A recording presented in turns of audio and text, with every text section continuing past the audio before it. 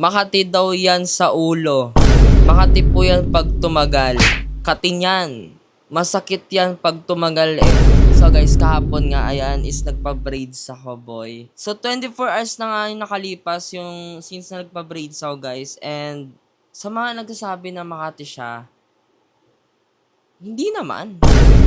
May mga times na kumakati siya pero hindi siya all the time Makati. Kuwari, normal na naman na may kakati talaga dyan kasi anit yan, boy. So, ano nga ba yung ginagawa ko pag kumakati siya, guys? So, ayan, di ba, syempre, bawal natin yan kamutin kasi yung braids niyan, boy, maano yan, magugulo yan, oh.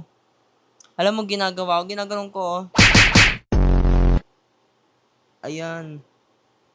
Ganun lang. Ganyan lang. Itatap-tap mo lang siya. Ayan. Pero medyo masakit siya pag ginanon na. Kasi yung anit mo, nababanat to eh. Medyo masakit siya, guys. Ayan, katulad dito, ang Makati dyan, yung ito. Ito. Itong mga nandito. Kati niyan. Ang ginagawa, ginaganon ko talaga, guys. So, sarap. So, sabi kong masakit siya.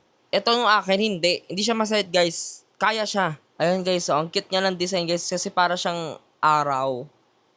Diba? Parang pwede ako maglagay dito ng bindi.